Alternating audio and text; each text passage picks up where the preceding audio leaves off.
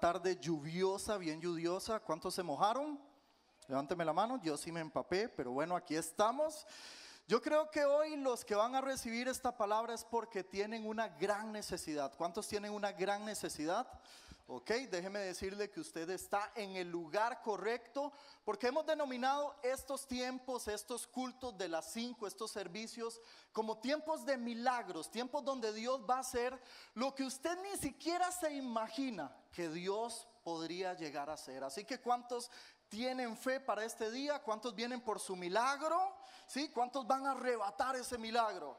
Amén, dele un fuerte aplauso al Señor y vaya conmigo por favor a la palabra en Marcos capítulo 2, versículo 1 al 12. Vamos a leer una historia buenísima, una historia de un hombre que recibió varios milagros a la vez al toparse con Jesús. Y cuando la tenga, dígame un fuerte amén. Amén. Muy bien, vamos a leer y dice: unos días después, cuando Jesús entró de nuevo en Capernaum, corrió la voz que estaba en casa. Se aglomeraron tantos que ya no quedaba sitio ni siquiera frente a la puerta mientras él les predicaba la palabra. Entonces llegaron 4 hombres que le llevaron un paralítico. Como no podían acercarlo a Jesús por causa de la multitud, quitaron parte del techo encima de donde estaba Jesús. Y el paralítico, al ver a Jesús, y luego de hacer una abertura, bajaron la camilla en la que estaba acostado el paralítico. Al ver Jesús, la fe de ellos, le dijo al paralítico: hijo, tus pecados quedan perdonados. Estaban sentados allí unos maestros de la ley que pensaban: ¿por qué habla este así? ¿Qué está blasfemando? ¿Quién puede perdonar pecados sino solo Dios? En este mismo instante supo Jesús en su espíritu qué era lo que estaban pensando. ¿Por qué razonan así?, les dijo. ¿Qué es más fácil decirle al paralítico: tus pecados son perdonados? O decirle: levántate, toma tu camilla y anda. Pues para que sepan que el Hijo del Hombre tiene autoridad en la tierra para perdonar pecados, se dirigió entonces al paralítico: a ti te digo, levántate, toma tu camilla y vete a tu casa. Él se levantó, tomó su camilla enseguida y salió caminando a la vista de todos. Ellos se quedaron asombrados y comenzaron a alabar a Dios. Jamás habíamos visto cosa igual, decían. ¿Qué historia más maravillosa? Yo quisiera que tratáramos de poder introducirnos en esa historia, que pudiéramos tratar de meternos en esta historia. Dice la Biblia que Jesús vuelve a la ciudad. Había pasado un tiempo, yo me imagino que unas semanas, unos meses, sin entrar a ninguna ciudad. Había estado en lugares desiertos preparándose. La gente lo buscaba aún en los lugares desiertos, pero no había entrado a una ciudad. Cuando ya es el tiempo, Jesús decide entrar a la ciudad de Capernaum, donde tenía el centro de operaciones. Dicen los que saben que ahí estaba la casa donde él hacía ahí sus planes, hablaba con los discípulos. En muchas ocasiones se ve mucha gente llegando a esa casa a escuchar la palabra, y dice la gente que sabe que esa era nada más y nada menos que la casa de la suegra de Pedro, imagínese usted. Pero dice la Biblia que están ahí, y cuando la gente se empieza a enterar, cuando el pueblo empieza a correr de voz en voz, Jesús está en la ciudad, empiezan a llegar todos a la casa de la suegra de Pedro. Empiezan a llegar donde está Jesús. Y era tanta la multitud que había ahí que ya no cabía nadie, dice la Biblia. Era tanta la multitud que ni siquiera en la puerta. Yo no sé si usted ha estado en un lugar donde está muy apretado, donde hay muchísima gente, pero ese lugar estaba abarrotado de personas. Inmediatamente aparecen en escena 4 hombres, pero 4 hombres de los que hoy vamos a sacar el jugo, 4 hombres de los que vamos a hablar, porque dice que venían con un amigo y traían a ese amigo que estaba paralítico y lo traían en una camilla entre 4 personas. Cuando llegan a la casa donde estaba Jesús, se topan con el primer obstáculo, y ese primer obstáculo es la gente. La gente no los dejaba pasar.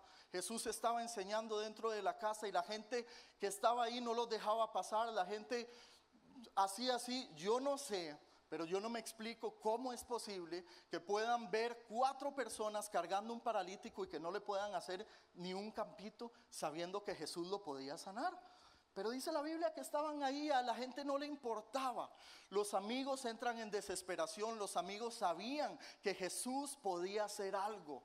Los amigos sabían que Jesús lo podía sanar, que al llevarlo, que al ponerlo frente a Jesús, ese problema iba a desaparecer. Pero la gente no los dejaba pasar y cuando llegan a la casa se topan que no pueden entrar.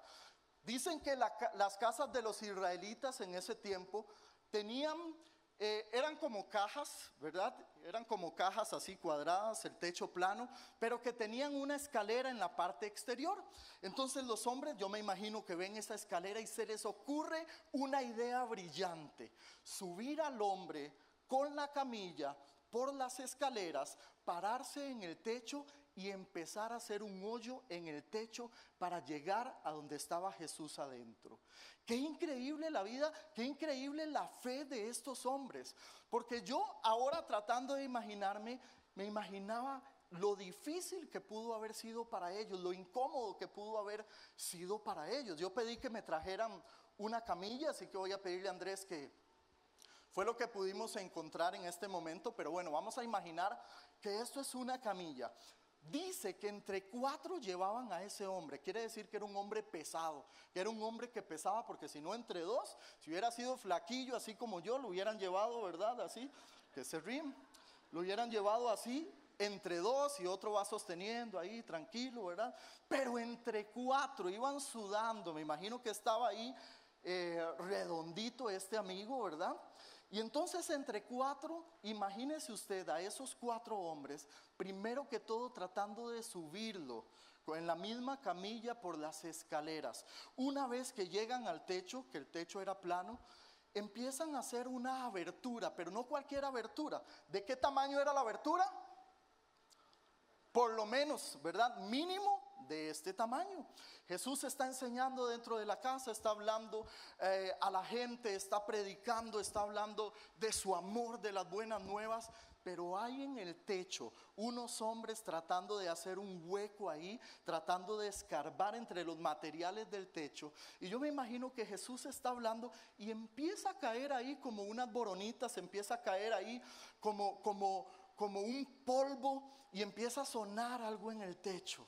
Empieza a sonar algo y de repente entra una luz del sol y se empiezan a escuchar ruidos y vuelve Jesús a ver para arriba y ve 4 caras viéndolo a él hacia abajo así, viendo a ver cómo hacían para bajar esa camilla con ese hombre. La Biblia no narra cómo se las ingeniaron, la Biblia no dice si lo amarraron o no, o lo dejaron caer desde arriba, no dice nada de eso. Yo me imagino que tomaron las previsiones del caso, pero dice que lo lograron bajar. Dice que interrumpieron la reunión, que no les importó, que aún la gente no fue un obstáculo, que tenían fe, tenían amor por su amigo, sabían que Jesús podía hacer algo y se toman la atribución de llegar a una casa que no es la casa de ellos y hacer un hueco en el techo y bajar a un amigo que tiene una necesidad por ahí. ¿Cómo hubiera reaccionado usted si está en el discipulado y de repente usted empieza a escuchar: hey, es que llevo rato aquí de tocar el timbre, entonces me metí por una ventana, alguno de sus discípulos, ¿verdad? Tal vez se hubiera molestado, tal vez se hubiera reído, pero si le hacen un hueco en el techo, si le hacen un hoyo ahí en el techo, ¿cómo hubiera reaccionado usted? ¿Verdad? Qué increíble saber que estos hombres amaban tanto a su amigo, pero a la vez tenían tanta fe en Jesús, que Jesús podía hacer un milagro, que se toman la atribución de empezar a arrancar pedazos de teja. Bueno, no era teja en ese tiempo, pero imagínenselo así, empiezan a arrancar las latas, empiezan a arrancar los materiales. Y bueno, aquí yo sé que Jesús está predicando, pero hey, vamos con todas, no la vamos a jugar. Y logran bajar a su amigo. Qué increíble, qué hombres de fe, qué amigos. Yo creo, iglesia, yo creo, y cuando yo leía esa historia, a mí se me caían las babas, porque qué increíble es tener amigos así. ¿Cuántos tienen amigos así? Si no los tiene, no levante la mano, no importa, ¿verdad? O porque tal vez está su amigo a la par, usted la quiere levantar para no quedar mal, ¿verdad? Pero qué increíble es tener amigos así, que en momentos de crisis, en momentos donde tal vez, porque hay situaciones en la vida que lo paralizan a uno. Hay situaciones en la vida donde uno no puede caminar por sí mismo. Hay situaciones que simple y sencillamente usted necesita de otras personas que puedan cargarlo a usted. Necesita de amigos como esos que lo acerquen a Jesús, que lo llenen de fe, que hablen el mismo idioma de usted. Que lo puedan decir cosas positivas, ¿verdad? Porque hay amigos que son tan negativos que bueno, imagínense.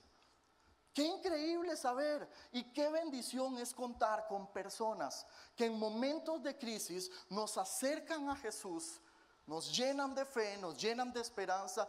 Y ahora que estaba pensando en esta palabra, se me ocurría todas las personas que hoy se animaron a traer a alguien nuevo. Levante la mano si usted trajo a alguien nuevo hoy. Ok, déjeme felicitarlo y démosle un aplauso a estas personas, porque estas personas están haciendo lo mismo. Estas personas están atrayendo a esta persona a Jesús. Pero qué increíble que en momentos así, ¿sabe? En momentos de crisis, ¿cuántos han estado en momentos de crisis en algún momento? Si no levantó la mano, no se preocupe, en algún momento usted va a pasar un buen momento de crisis. No se lo estoy profetizando, pero es una promesa de Dios. La Biblia dice que en el mundo en algún momento tendremos aflicción, pero que confiemos porque Dios ha vencido al mundo. Jesús ha vencido al mundo, pero es una realidad. En algún momento vamos a sentir, vamos a pasar por una crisis, vamos a pasar por un momento delicado, por un momento difícil, y usted probablemente no va a tener la capacidad de moverse por usted mismo. Usted probablemente se va a quedar paralizado. Y yo creo que qué bueno es acercarse a gente, y más cuando se trata gente tan carga como ustedes, gente de la iglesia. Uno de los consejos que siempre abunda en las oficinas pastorales a las personas que están pasando crisis es: busque, pida consejo, métase a un discipulado, métase a un grupo, no se quede solito. ¿Por qué? Porque cuando uno está en crisis, una de las reacciones naturales es aislarse de la gente. No quiero hablar de eso, no quiero que nadie me pregunte, no quiero nada, ¿verdad? No quiero hablar del tema. Entonces, cuando una persona está en crisis, uno se va aislando. Pero uno de los consejos que nosotros damos es: métase a un discipulado, vaya a su grupo, búsquese unos buenos amigos que lo puedan levantar, que lo puedan cargar. ¿Sabe por qué? Porque hay momentos en la vida donde usted no puede solo. Y quiero aprovechar el consejo para decirle a todas las personas que tal vez no se han dado la oportunidad de pertenecer a un discipulado, de pertenecer a un grupo, que lo hagan. Es una bendición, es una bendición. No solamente en un discipulado se llega ahí a comer, aunque es una bendición comer y compartir y todo eso, ¿verdad? Se convierte en una familia. ¿Cuántos están en un discipulado y saben que son una familia? Desen un aplauso a ustedes mismos. Desen un aplauso a ustedes mismos. Muy bien, gracias Andrés, ahorita lo volvemos a llamar. Pero qué bueno es tener gente cerca como estos amigos. Sin embargo, no es de los amigos que quiero hablar hoy. No es de los amigos de fe, no es de estos hombres de fe. Quiero hablar hoy de la actitud de Jesús al llegar después de que pusieron a ese hombre frente a él. Quiero hablar cómo fue que Jesús fue tratando con él, porque tal vez muchos pensaban la única necesidad que él tiene es ser sano. Pero Jesús, que es un Dios responsable, Jesús que ve el corazón, Jesús que va más allá, a Jesús no se le va nada. Es más, usted mismo podría estar pensando: mi necesidad es esta, mi necesidad es solo esto, con que Dios lo haga ya estoy feliz. Pero Dios, que ve su corazón, sabe que no hay una, sabe que hay dos, hay tres, hay cuatro, cinco y hasta 15, 20, ¿verdad? Y no está mal. Pero lo bueno de todo esto es que tenemos un Dios responsable. Y yo quiero que pensemos en ese momento, porque Vienen sus amigos, lo ponen frente a Jesús y después de haber hecho un hueco en la casa y después de haber llegado interrumpido la lección y después de ver la cara de enojo de muchas personas que estaban ahí, estaba enfermo. En ese momento, también en ese tiempo, los judíos relacionaban la enfermedad con el sufrimiento, con el pecado, ¿verdad? Entonces probablemente mucha gente estaba pensando, ¿y para qué traen ese pecador aquí a interrumpir la reunión? Pero lo cierto es que ese hombre estaba frente a Jesús esperando tal vez un regaño, esperando un enojo, como a veces nosotros venimos a la iglesia y a veces nos da miedo levantar las manos y a veces nos sentimos mal porque no sabemos cuál va a ser la reacción de Jesús, porque pensamos que Jesús está enojado con nosotros, porque pensamos que Dios no nos ama. Sin embargo, hay algo que a mí me impacta y es que Jesús se le queda viendo a ese hombre y le dice: hijo, tus pecados te son perdonados. Hijo, tus pecados te son perdonados. Mientras estaba preparando esta enseñanza, Dios trató de una manera muy linda conmigo. Y yo estaba leyendo y estaba preparando el mensaje y decía, bueno, punto número 1 y todo eso que uno hace, ¿verdad? Que después se le olvida todo lo que uno planeó, ¿verdad? Y empieza a hablar. A los que estamos empezando a predicar, nos pasa eso. Pero yo estaba pensando, qué increíble. Dios, Jesús, usted le dijo que los pecados son perdonados, pero yo sentía una incomodidad en mi corazón de volver a leer esa partecita y lo volví a leer: sí, tus pecados son perdonados. Y sentía una incomodidad en mi corazón y algo me decía: siga leyendo, léalo bien. Tus pecados te son perdonados, tus pecados te son perdonados. A veces somos medio cabezones cuando Dios nos habla. Tus pecados te son perdonados. Y yo siento donde ya logré hacer clic, donde ya Dios me habla y algo me dice: céntrese en esa pequeña palabra que dice hijo. Céntrese en esa pequeña palabra que dice hijo. Porque muchas veces nosotros hemos visto esta historia. Muchas veces nos quedamos con que Dios le perdonó los pecados, con la sanidad que hizo, pero no vemos los pequeños detalles. ¿Qué significaba para ese hombre ver y salir de la boca de Jesús una palabra como esas, diciéndole hijo a un hombre que está acostumbrado a ser menospreciado, a un hombre que está acostumbrado a ser odiado, a un hombre que tal vez ha sentido durante toda su vida que Dios no lo ama por la enfermedad que tenía?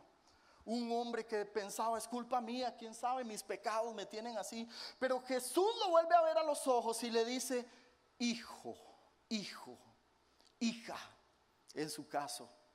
Yo no sé usted, pero cuando uno está en momentos difíciles, que todo se le vuelve de cuadritos, cuando uno está en momentos tan difíciles, tan difíciles, tan difíciles por diferentes circunstancias que usted pueda tener, cuando usted escucha o Dios le hace sentir esa palabra: usted es mi hijo, qué bien se siente, ¿verdad que sí? ¿Por qué? Porque al decirle a uno hijo significa, ¿sabe que todo está bien? Al sentir uno la palabra hijo significa, ¿sabe qué? Yo como papá tengo todas las características de un papá. Cuando Dios dice hijo, todo desaparece, los problemas se vuelven pequeños. Cuando Jesús dice hijo, el dolor tiene que ir desapareciendo. Cuando Dios dice hijo, todo pasa a segundo plano, porque uno siente una seguridad que realmente tengo un padre. ¿Cuántos tienen un padre que les ama? ¿Cuántos tienen un padre amoroso? Dios buscó alguien una figura terrenal para poder manifestarse, y encontró la figura de papá. Dios buscó y pudo haber pensado: bueno, ok, si me hago llamar tío, si me hago llamar hermano, si me hago llamar... Pero Dios escogió la figura de padre. Y cuando Dios escogió la figura de padre, Él no está jugando con eso, porque Él quiere manifestarse como un papá. Pero no como cualquier papá, como un papá que ama, como un papá que se desvive por su hijo, como un papá que sabe amar. ¿Sabe? Dios no juega con eso. Dios no te dice, bueno, sí, ok, yo sé que yo me hice llamar padre, pero lo que pasa es que en el cielo la palabra padre significa otra cosa. Por favor, no me venga, no me abrace, no me hable. No, cuando Dios dice y se hace llamar padre, es que va a cumplir con todas las características que tiene un padre aquí en la tierra. ¿Y qué características tiene un padre? Protector, amoroso, bueno, cuida, paciente, ¿verdad que sí? Pero a veces se nos olvida y andamos por la vida sin reconocer que tenemos un papá. Qué terrible es perder la perspectiva que somos hijos. Cuando usted deja de sentirse hijo, usted lo pierde todo. Cuando usted deja de sentir que tiene un padre perfecto, amoroso, usted lo pierde todo. Usted le pierde el sentido a la vida cristiana. Porque tal vez usted se convierte, en alguien, en un siervo, y tengo que servirle a mi Dios. Y es cierto, tenemos que servirle a nuestro Dios, pero nunca podemos perder de vista que Él es nuestro papá. Salmo 103, versículo 3, dice algunas de esas características que tiene un papá. Yo se lo voy a leer para que usted lo disfrute, para que usted lo asuma, para que usted deje que estas palabras entren en su corazón. Y dice el Salmo 103:3, el Señor es como un padre con sus hijos, regañón, odioso, malo. No, ¿verdad? La palabra no dice eso. ¿O su Biblia lo dice? No, ¿verdad? Dice, el Señor es como un padre con sus hijos, tierno y compasivo con los que le temen. Tierno y compasivo. Diga ternura. Ahora diga compasión. Esas dos características de Dios pueden hacer maravillas en nuestra alma. Yo personalmente creo que ese hombre no solamente estaba siendo sanado de una parte física. Yo creo que ese hombre estaba siendo sanado de su alma, de todo lo que su pasado le había dejado, de todo lo que la enfermedad le había dejado, de cada rechazo, de cada duda, de cada momento de temor. Dice tierno y compasivo. Yo no sé si usted ha visto en algún momento un papá tierno. ¿Cuántos lo han visto? Un papá tierno, un papá compasivo. ¿Sabe? Hay momentos en la vida en que nosotros nos sentimos paralizados de nuestra alma y que solamente la ternura de Dios, que solamente el amor de Dios, que solamente la compasión de Dios pueden hacer un milagro en nuestro corazón. Y sabe una cosa, la buena noticia es que vos tenés a ese papá que es tierno, que es poderoso pero es tierno, que es compasivo, Jesús estaba haciendo un milagro en este hombre. Jesús estaba sanándolo de la parálisis de su alma. Y sabe, puede ser que haya aquí personas que se han sentido paralizadas en su alma por diferentes circunstancias. Cuando estaba preparando la lección había una palabra que me pegaba, que se me repetía aquí en el corazón, y es corazones destrozados. Corazones destrozados por alguna circunstancia. Y creo que no es casualidad que esté hablando de ese tema, porque sé que el Espíritu Santo quiere hablar a corazones que han sido destrozados a causa de su pasado, a causa de circunstancias, a causa de relaciones que no funcionaron, a causa de dolor, a causa de duelo, a causa de diferentes cosas. Y creo que Dios lo que quiere decirte es, ¿sabes qué? Yo quiero hacer un milagro y quiero sanarte de la parálisis en tu alma. Yo quiero hacer un milagro en tu vida. ¿Qué circunstancias en nuestra alma pueden provocar esa parálisis? Una ruptura sentimental, un hijo que no vuelve a casa, un hijo que anda en drogas, una situación financiera, cualquier cosa. Pero ¿sabe una cosa? Yo creo que ese papá amoroso, que Dios está aquí con su ternura, con su amor, para hablarle a usted porque quiere sanarlo. Amén. Amén. Dele ese aplauso al Señor.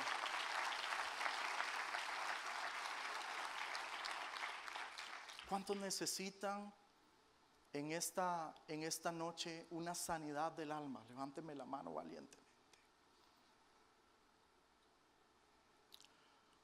No hemos terminado el mensaje, pero quiero detenerme un momento porque sigue esa palabra en mi corazón, corazones destrozados. Y mi oración, Señor, en este momento es que tu amor, tu ternura, tu compasión, Señor, venga en este momento, Señor, trayendo lo que cada corazón necesita. Venga en este momento trayendo libertad, trayendo paz, trayendo consuelo, trayendo ese milagro. Y un milagro puede ser volver a creer en el amor. Un milagro puede ser volver a confiar, volver a tener esperanza. Un milagro puede ser que ese dolor sea cambiado por paz. Un milagro puede ser todo lo que Dios esté acomodando ahí en su alma. Dios está trabajando en tu corazón. Cierre sus ojos un momento. Espíritu Santo empieza a trabajar en cada vida, en cada corazón. Empieza a operar este milagro. Y el Espíritu Santo me ponía también que la compasión se trata cuando aún esa circunstancia que a usted le duele, usted mismo la haya provocado en su pasado. Escuche y voy a repetir. La compasión de Dios actúa cuando aún usted mismo haya provocado eso que le está doliendo. Cuando aún usted puede decir, sí, pero yo me lo merezco porque yo me lo gané. La compasión de Dios va más allá. La compasión de Dios va más allá. El Espíritu Santo está trayendo en este momento esa sanidad de gente que ha sido paralizada en su alma, gente que está con dolor, gente que está sufriendo, corazones destrozados en el nombre de Jesús. Espíritu Santo, actúa en cada vida, Señor. Actúa en cada vida, Señor.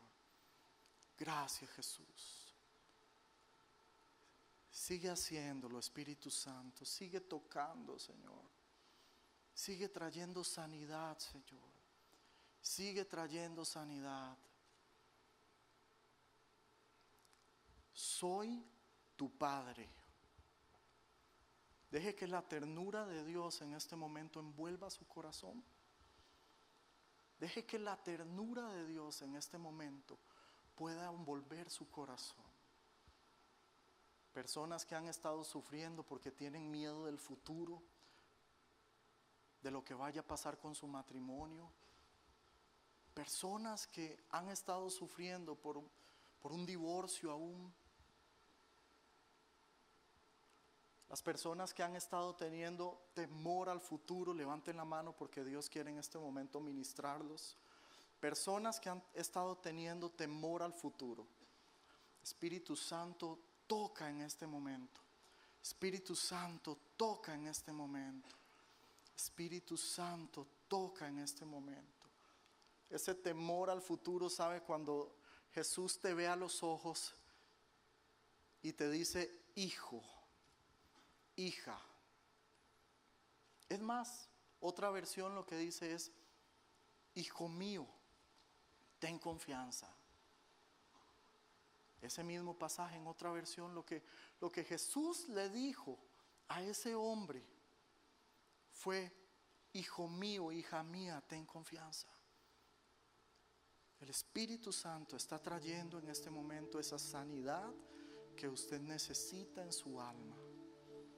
El Espíritu Santo está trayendo esa libertad y ese temor es quitado, ese miedo. Deja que Dios te abrace. Deja que tu papá te abrace en este momento. Él está aquí. Hijo, hija, hijo, hija, hijo, hija. Hoy necesitas el milagro de la sanidad de tu alma. Hoy necesitas el milagro de la sanidad de la parálisis de tu alma. Gracias, Señor. Gracias, Jesús. Puede abrir sus ojos. Dios es bueno, amén. Dios está actuando en cada corazón. Dios está trayendo esa convicción de que tenés un papá, tenés un padre. Pero Jesús no se queda ahí. Sabía que había más en la vida de este hombre paralítico. Y la segunda cosa que hace después de llamarle hijo es: ahora sí, tus pecados te son perdonados. Wow, cuánto necesitamos nosotros ser sanados de nuestro espíritu. Wow, cómo a Dios no se le va nada, porque ese hombre pudo haber salido con una sanidad física. Y disculpen lo que les voy a decir, pudo haber salido feliz caminando y vivir unos días, pero tarde o temprano, a los años, iba a tener que morir. ¿Por qué? Porque la sanidad del alma, la sanidad física, es una sanidad temporal. Pero lo siguiente que Jesús hace es una sanidad eterna. Lo siguiente que Jesús hace es perdonarle sus pecados. Perdonarle sus pecados. Y esa es una de las cosas que a veces a nosotros nos cuesta más, porque tenemos un paradigma, porque pensamos que cuando estamos mal, que cuando estamos en pecado, que cuando hemos pecado, cuando estamos mal, no podemos acercarnos a Dios, porque sentimos una mirada que nos acusa, que nos va a regañar. ¿Cómo es posible que no te has podido mantener en santidad? Eso es lo que pensamos, y la culpa empieza a invadirnos. Pero aquí está ese Jesús que sabe perdonar los pecados.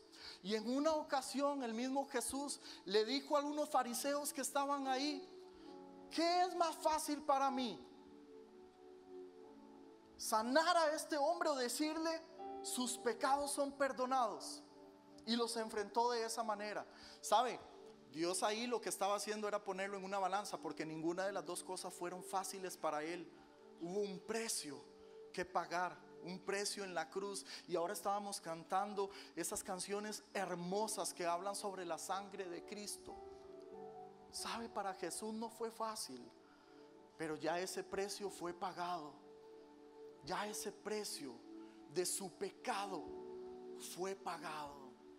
Y sé que hay personas aquí que han estado luchando. Sé que hay personas acá que han estado diciendo: Dios, es que yo no puedo, me vence. Y han tenido la tentación de irse de la iglesia, han tenido la tentación de no volver, o cuando vuelven a la iglesia están así, porque tienen vergüenza de levantar sus manos. Pero Jesús les dijo: no hay pecado en ninguna circunstancia que yo no pueda perdonar, porque más grande es el amor que te tengo, porque más grande es lo que te amo que lo que vos podás hacer todos los días. Es más grande el amor de Dios. Es más grande el amor de Dios. Va a sonar loco lo que voy a decir, y espero que no lo agarren por el lado incorrecto y no lo haga. Pero si usted hoy pecó y vino a la iglesia, dése un aplauso, no se cante. Pero tenía ganas de decirlo, porque a veces es tan rico decir eso. Si usted hoy pecó y está en la iglesia, dése un aplauso. No por su pecado, jamás. No porque pecó, pero sí porque estás buscando la cura. Y la única cura, la única medicina que hay para esto, porque solo Dios puede perdonar pecados, ¿sabe cómo se llama? La sangre de Cristo que estábamos cantando hace poco. La sangre de Jesús que estábamos cantando hace poco. Así que si usted es una de esas personas que le da vergüenza cuando usted peca de venir a la iglesia y disfrutar y levantar sus manos, quítese esa vergüenza, sea un sinvergüenza. ¿Sabe por qué? Porque aquí está el Jesús que perdona. Aquí está la cura de tu pecado. No tenés por qué quedarte así, pero aquí está la cura de su pecado. Mucha gente dice, pero ¿cómo yo voy a alabar? ¿Cómo voy a levantar mis manos? ¿Cómo voy a llegar haciendo cara de santo a la iglesia? ¿Cómo me siento la persona más hipócrita del mundo? Y eso es un paradigma que el mismo diablo ha metido para que la gente cuando peca no se acerque a él, porque Dios está con los brazos abiertos una tras otra, tras otra, tras otra. Hay un hombre que fue llamado conforme al corazón de Dios, se llama David, y él escribió un salmo estando en pecado. Amén. ¿Cómo, pastor? ¿En serio? Sí, entonces ¿cómo dice usted que no puede alabar y no puede adorar cuando usted se siente y ha pecado? Es cuando más tiene que levantar sus manos, es cuando más tiene que cantar, es cuando más tiene que venir y pasar aquí al frente, es cuando más necesita misericordia. El Salmo 51, si usted va al Salmo 51, lo primero que usted se va a encontrar ahí en el epígrafe es Salmo de David, luego de haber pecado con Betsabé. Escribió un salmo, pero ese salmo, ¿sabe qué dice? Quiero leerle un pedacito. Ese Salmo 51 en el versículo 10 dice: crea en mí, oh Dios, un corazón limpio y renueva la firmeza de mi espíritu. No me alejes de tu presencia ni me quites tu santo espíritu. Devuélveme la alegría de tu salvación, que un espíritu obediente me sostenga. Pero dice: crea en mí, oh Dios, un corazón limpio y renueva la firmeza de mi espíritu. ¿Cuántos de ustedes esa ha sido su oración a veces cuando vienen a la iglesia? Señor, yo sé que no soy el mejor hijo, la mejor hija. Señor, yo sé que la vuelo una tras otra. Y Dios te dice: ya lo sé, ya sé. Véngase para acá. Usted tiene papá. Y te abraza. No estoy diciendo con esto que podemos vivir en pecado. Pecado hay que deshacerse de él. Lo que estoy diciendo es que no tiene por qué ser un obstáculo. Lo que estoy diciendo es que tenemos que quitar ese paradigma que cuando hay pecado no podemos acercarnos a Dios. Eso es mentira. Cuando hay pecado te podés acercar a tu Dios y Él está con los brazos abiertos, amándote, chineándote, bendiciéndote, pero sobre todo limpiándote. Y dice la Biblia que si tus pecados son negros, tu corazón se convierte en algo blanco como la nieve. Amén. Eso es lo que Dios puede hacer.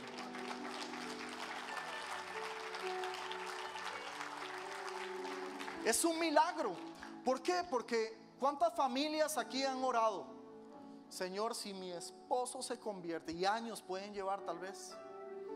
Señor, si mi esposa se arreglara contigo. Señor, si mi esposo se arreglara contigo, y llevan años. Señor, si mis hijos que son chupacabras, ayúdame, Señor. Y esa ha sido la oración de muchos. Es un milagro. Un milagro que usted puede pedir hoy. Señor, yo quiero el milagro de la salvación de mi familia. ¿Cuántos tienen algún familiar que necesita ser salvo? Ok, ese es un milagro que hoy Dios puede hacer. Amén. Ese es un milagro que Dios puede hacer. Y tercero, le dice, voy a leerlo para que no se me olvide. Tercero, le dice: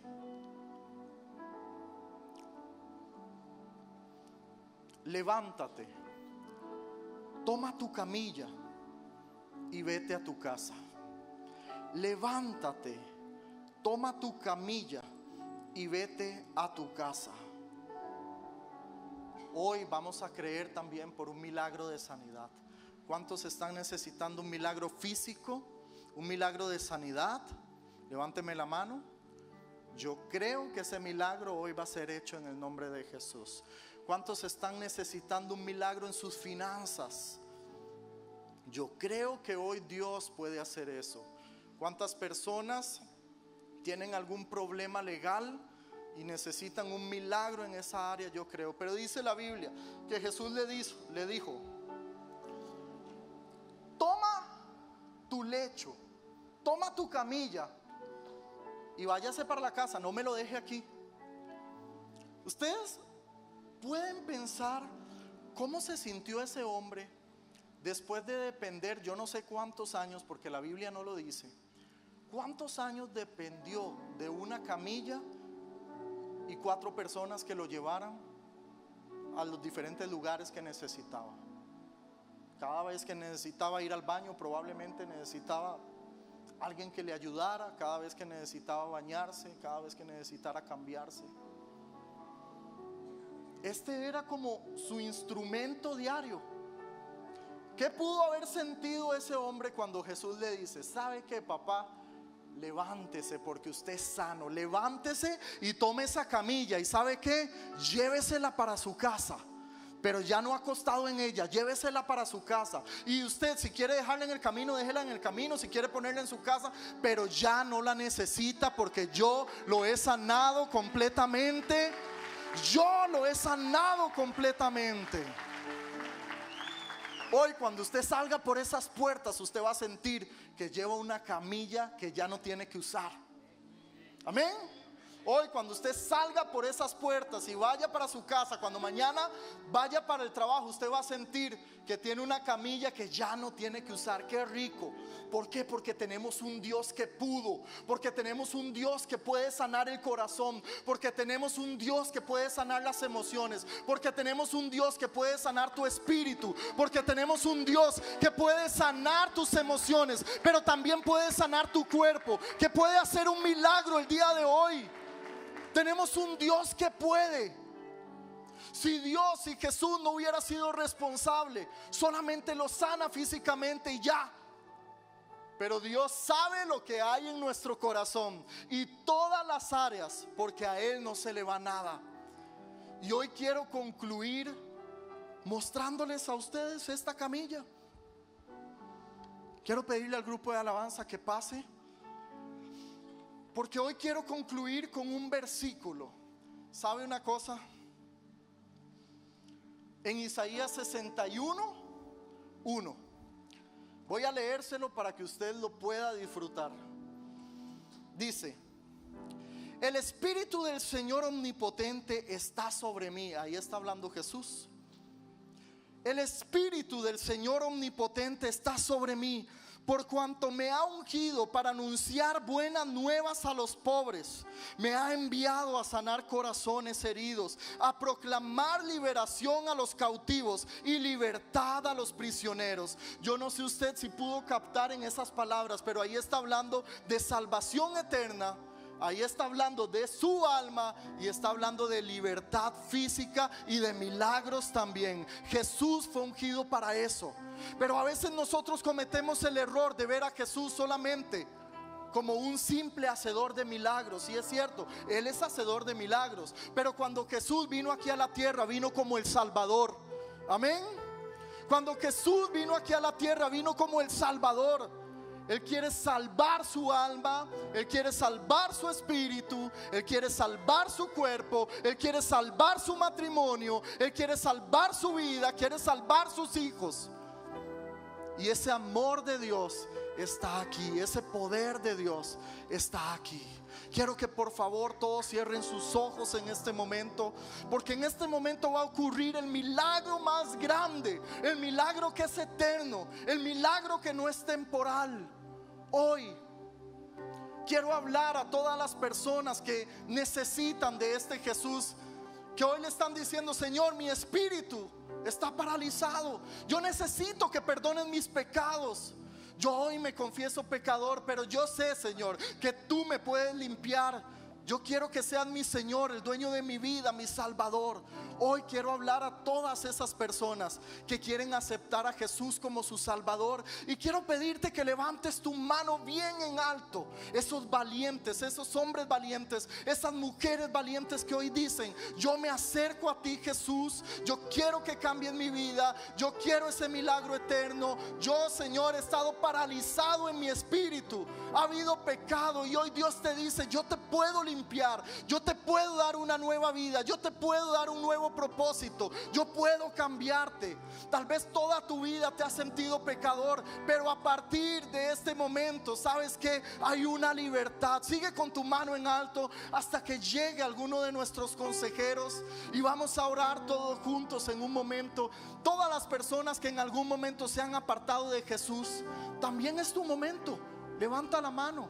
Si conociste de Jesús y te has apartado, levanta tu mano, porque hoy es un día de reconciliación. Tenemos varias manos levantadas. Hoy es tu día. Hoy es tu día. Hoy es tu día. Y va a ser provocado un milagro en este momento. Iglesia, vamos a orar junto con estas personas. Y vas a repetir después de mí: Señor Jesús, hoy me acerco a ti con un corazón sencillo. Quiero pedirte que me laves con tu sangre, que me limpies de todo pecado. Hoy te pido, Señor, que escribas mi nombre en el libro de la vida. Te acepto como mi Señor y mi Salvador personal. Yo te acepto como mi Señor y Salvador personal. En el nombre de Jesús, amén y amén. Quiero felicitarte. Démosle un aplauso a estas personas valientes. Hoy ha ocurrido el milagro más